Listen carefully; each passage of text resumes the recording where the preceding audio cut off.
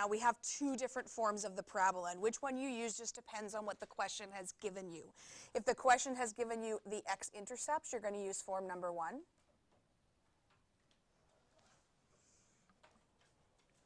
If the question has given you the vertex, you're going to use form number 2.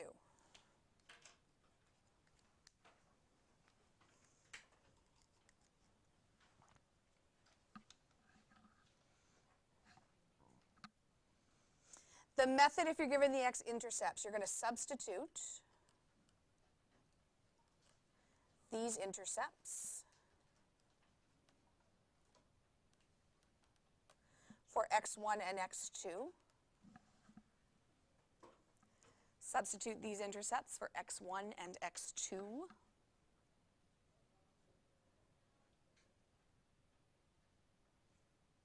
Substitute the point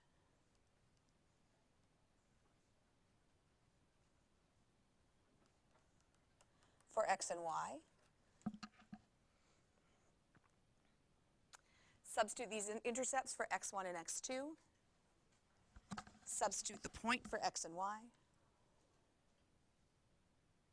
Solve for a.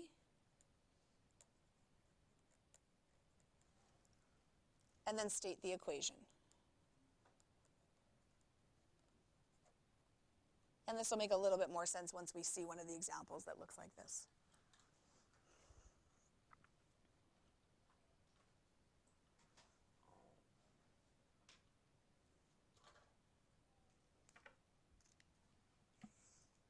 I'll come back to method 2 once we look at an example like that. I want to look at the example of method 1 first. So take a look at number 1. Read to read.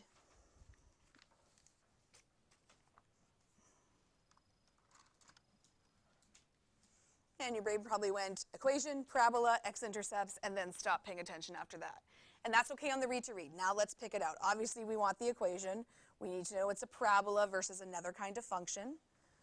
We need to know 1 and 7 are x-intercepts. And then we need a given point, which is 316 for this one. So equation, parabola, x-intercepts 1 and 7, and then the point that it passes through with 316.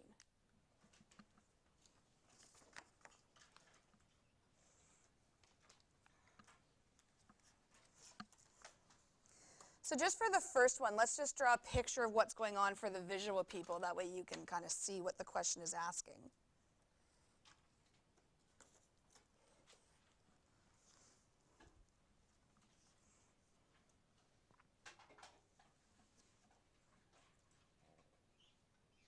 It's telling us it crosses the x-axis at 1 and 7. And it goes through the point 3, approximately 16.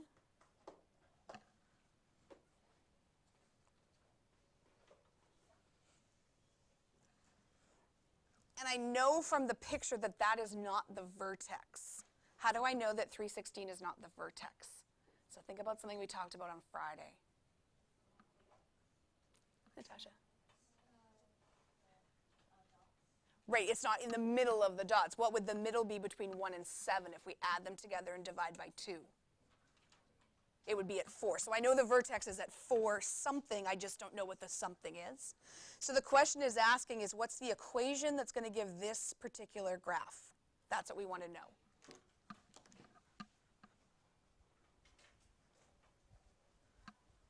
So we don't usually do it graphically, just for visual people. It helps just to get a picture of what is the question asking.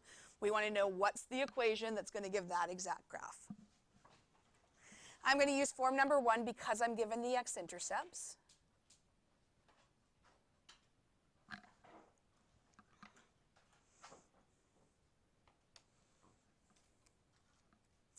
My x-intercepts are going to go where it says x1 and y, or and x2, and it doesn't matter which goes where. I usually just put them in the order that they're given. So I'm going to sub in 1 and 7. The point, the y value goes into the y spot, and the 2 x's get replaced with the x coordinate of the point, which is 3. So I'm going to end up replacing y once and x twice just from the form that's given. What I should still have after that is the variable a. Everything else should be numbers, and then I'm able to solve for a. So that's in theory what we're going to do is sub in everything we know, solve for a, and that should be able to give us the equation. So y is going to be 16 because the y coordinate of the point is 16. A is going to stay at a because I don't know the width of this parabola. X from the point is 3. The first x-intercept is 1. And then for the second bracket, I'm repeating the x value of the point at 3, and the second x-intercept is 7.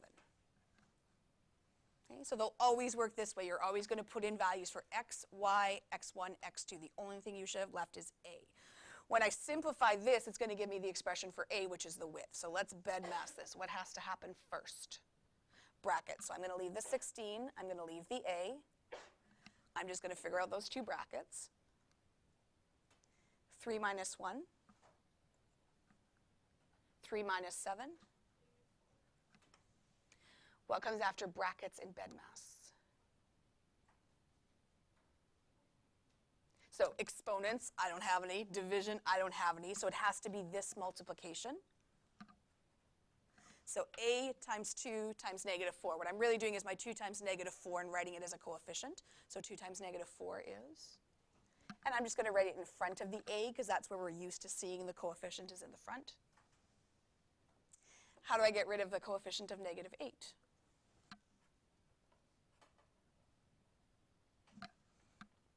A equals negative 2.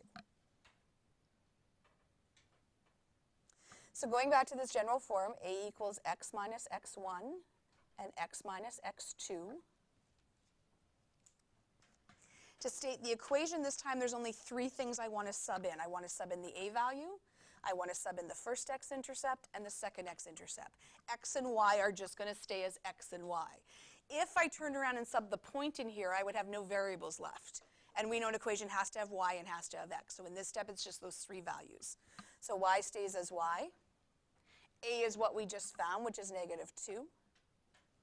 In the first binomial, x stays as x. The first intercept is negative 1. In the second binomial, x stays as x. And then minus 7 for the second x-intercept. That gives us the exact parabola that passes through that point and has those x-intercepts. They will always work this exact same way. You're always going to sub in x, y, x1, x2, solve for a, then go back and put in a, x1, x2. Questions so far?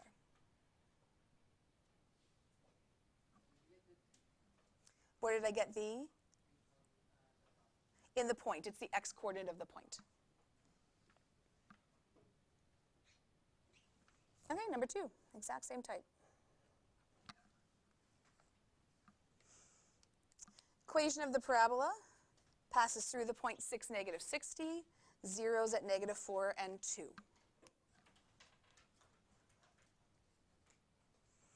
Equation parabola, point 6, negative 60, negative 4 and 2. Another way to do it, and it works for left brains, but right brains might write it too, is I take the definition of the question and I write down, okay, what is x1, what is x2, what is x, and what is y? And sometimes just listing them off to the side helps you be able to substitute them in better. So x1 and x2 are just the 2 x-intercepts, and it doesn't matter which comes first. I usually give whatever the order they give. So I'm going to call x1 negative 4 and x2 2. You can flip them, it doesn't matter. Where do x and y come from? The point in the question. So the coordinate point is 6 and then negative 60. So x has to equal 6, y has to equal negative 60. The first step is always solving for a. Because we don't know the width. All we know is where it crosses the x-axis, and we know a random point. We don't know the vertex. We don't know the y-intercept. We don't know anything else.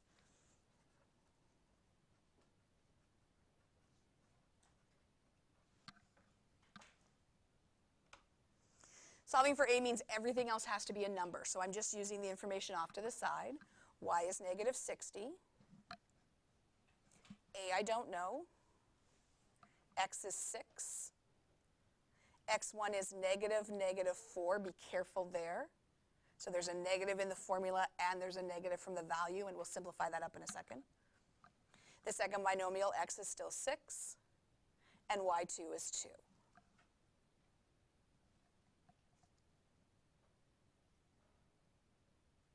Now just bedmassing it like above, so negative 60 equals a times 6 minus 4, 10. And the second bracket, 6 minus 2, 4. Multiplication comes next. So a times 10 times 4, 40a. How do we get rid of a coefficient of 40? Divide by 40.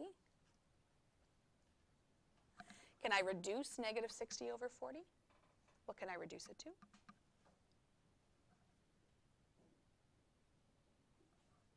Negative, I think I heard it really quietly, but I'm not sure. And we can reduce that further into 3 over 2.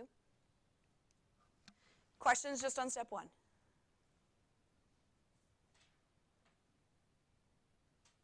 Step 2 then is just stating the equation.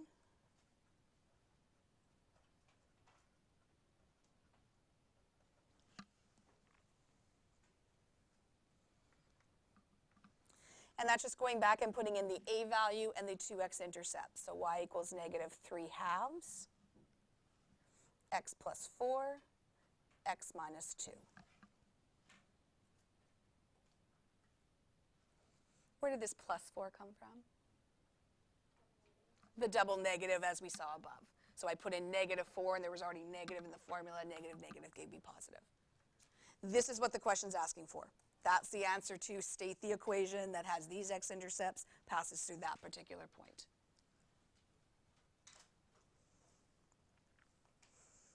Questions so far? What I like about these is going to be the same steps every single time.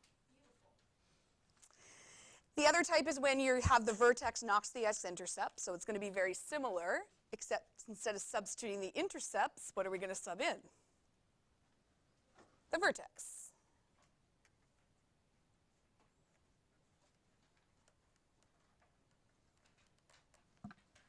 Where? So we've seen this equation a lot now with the completed the square form. Where does the vertex go in this? So which of these variables are the vertex? P and Q.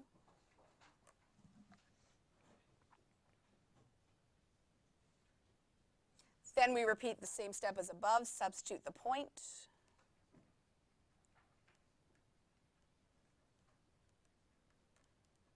For x and y.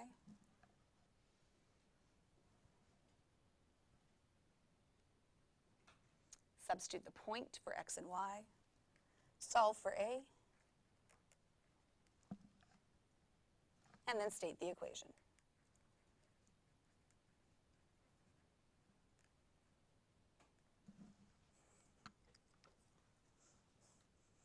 So it's really only the first step that's different. After that, it's exactly how we did examples 1 and 2.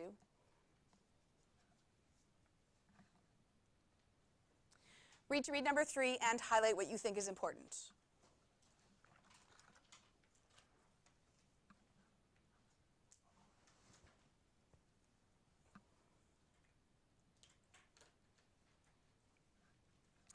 What would you like to highlight? Vertex, definitely important.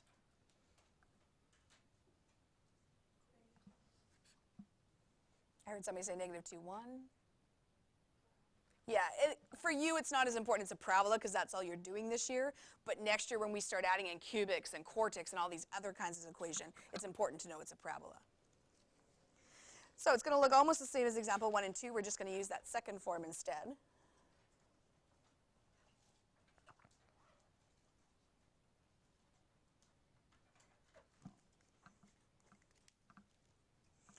So the vertex is going to go in for P and Q. X and Y are going to be the point. A we don't know, and that's what we're going to find in the first step.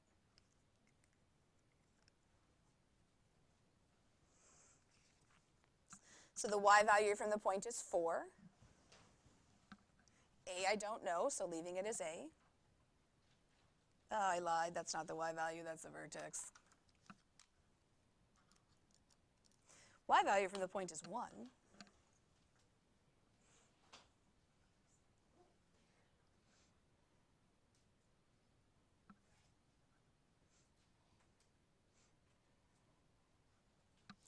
The x value from the point is negative 2.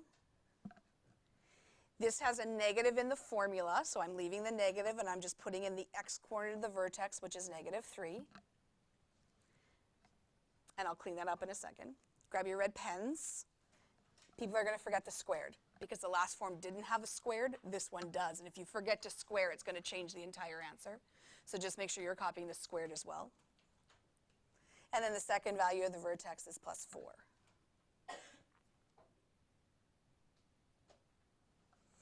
So just cleaning it up first. In the brackets, I've got negative 2, negative, negative 3. So I know this is going to become plus 3. And so negative 2 plus 3 is 1 squared plus 4.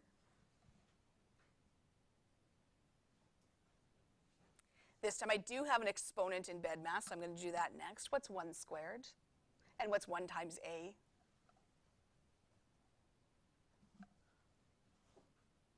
How do I get rid of a plus 4? Minus 4, so a is going to equal 3, negative.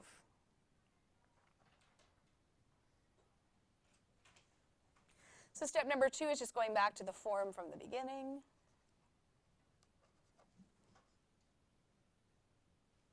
I'm going to sub in a, which we just found is negative 3. And then I'm going to sub in the vertex.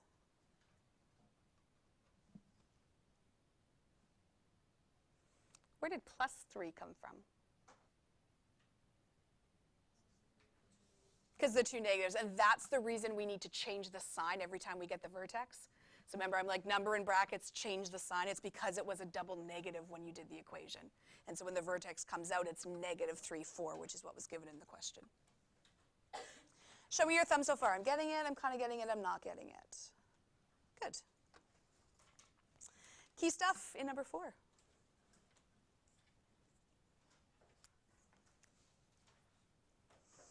Equation, parabola. Most likely the vertex, most likely the point.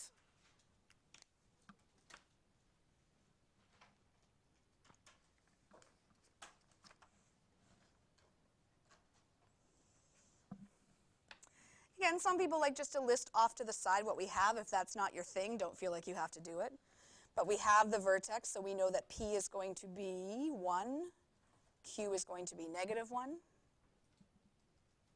From the point, X is going to be 4, Y is going to be negative 5.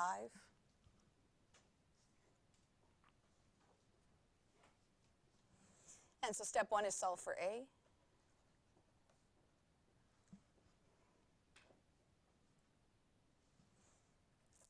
And so y equals a, x minus p squared plus q.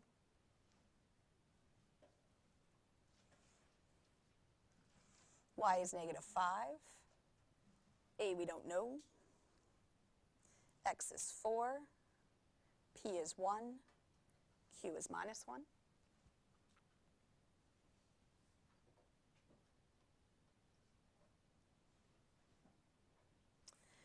Bracket and exponent I like to do in the same step because it's fairly easy mental math. What's 4 minus 1? 3 and then 3 squared, 9.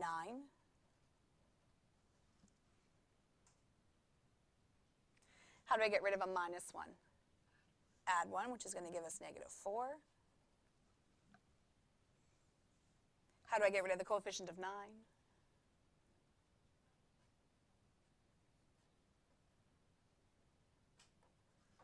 So A is negative 4/9. Glad I don't have to graph that. Step number 2 is just stating the equation.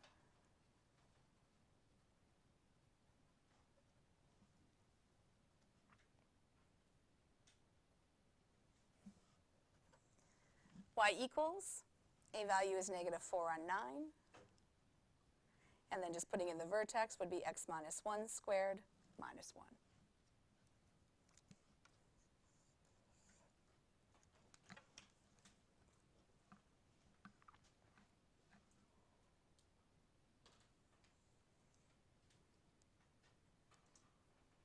Now that we've done 4, do you see the common steps? Every question, everyone is solving for A and then getting that A value, putting into the equation.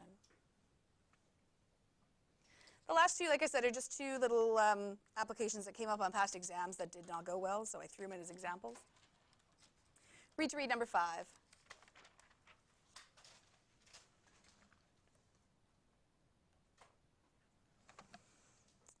Now let's pick out what's important. What would you like to highlight?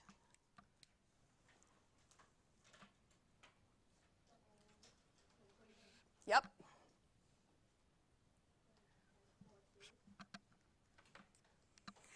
And so you did this with lines. You were always doing, does the line y equals 3x plus 5 cross through whatever the point may be, -2, -3. So this application isn't unique to parabolas. We could do it with a line, with a parabola, with any kind of equation.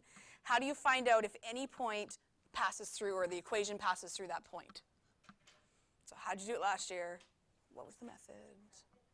You could graph it. That's the harder way to do it. There is an easier algebraic way. If I sub in 4 and 2, what do I know about both sides of the equation?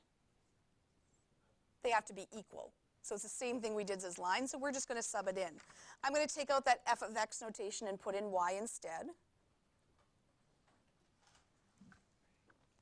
So I'm going to sub the y value of the point in here, which according to the point is 2. And I'm going to put the same x value for both of the x's, which is 4. And all we want to know is, are the two sides equal? If they are equal, what's our conclusion?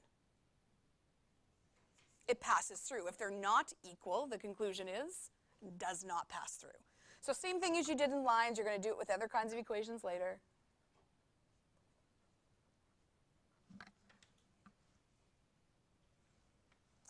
We bedmass it, so brackets come first, can't do anything in the bracket. Then I go to exponent, 4 squared. And then because I'm kind of lazy, I'm going to do the multiplication in the same step so I don't have to rewrite it. -2 times 4. 16 minus 8 plus 1. What does that mean? 2 equals 9. No, it does not pass through.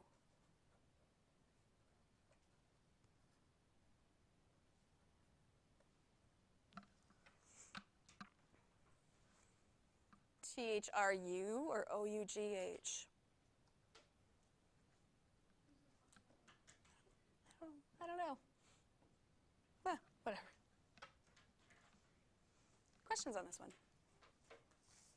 Again, we kind of thought, well, they did it with lines. They should be able to do it with parabolas, but I think you need to just be reminded how to do that from grade 10. Last one.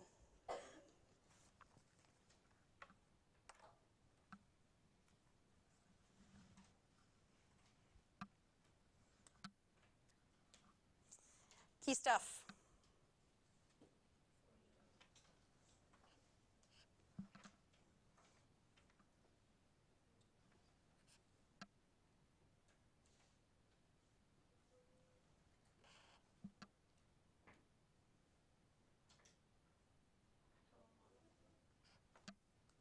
Let's talk about the words how long. Can you give me another word that means the exact same thing? Distance.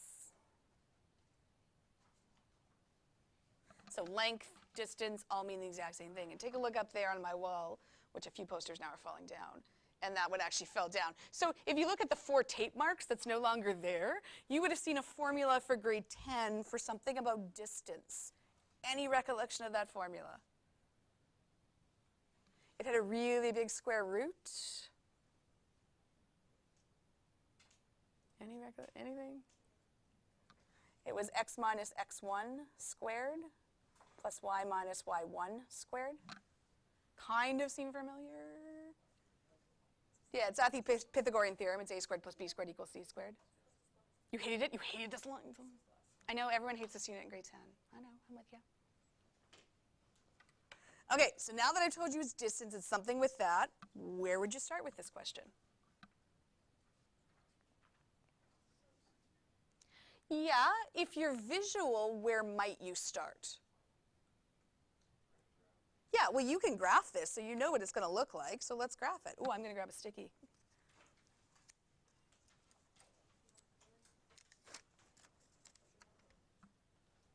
Do you love the stickies? I love the stickies. Do you have to graph this to solve it? Absolutely not. I'm just doing it for visual people because sometimes the picture helps you figure out what to do. Okay, what method would you like to use? Method 1 or method 2? 1. What are the 3 pieces of information we need for method 1? Vertex, direction, width. The vertex.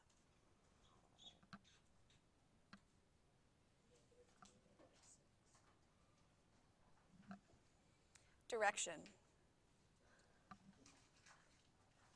Width.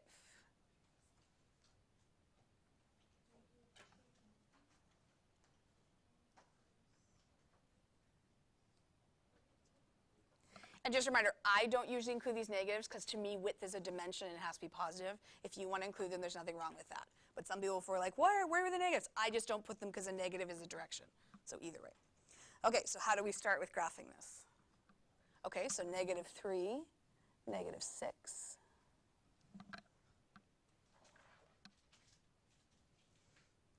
Now what?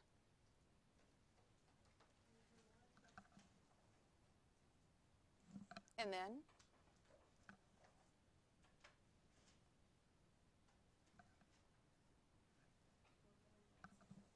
Which is slightly off my page.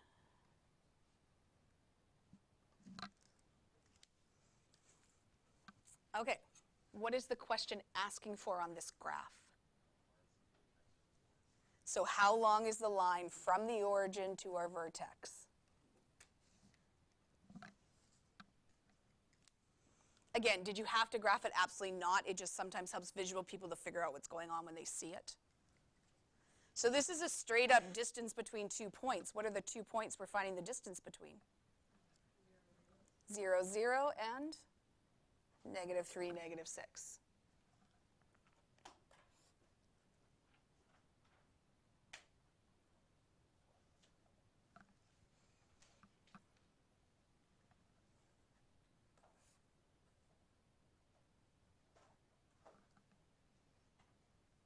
So the first point is 0 and 0 for the x and y. And then minus, -3, minus, -6 for the second point.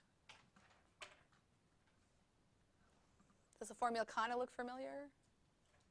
I know for some of you it was a long time ago. And you probably blocked the painful memories from your past. Let's do brackets first. What's going to happen with this minus, minus? Plus, and what's 0 plus 3? 3, and what's 3 squared? So that whole binomial ends up equaling 9. And then I got minus, minus, which is going to give me plus. 0 plus 6 is 6. 6 squared. And I add those together, 9 and 36. 45. And we're assuming it's non-calc, so I'm not going to get the decimal value, but I will simplify this. Way back from Unit 2 with radicals. How do we simplify it?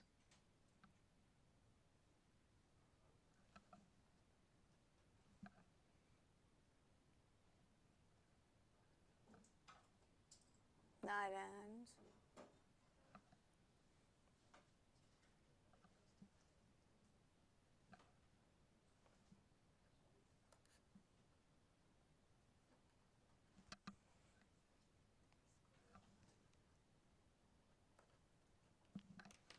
And so there's the final answer.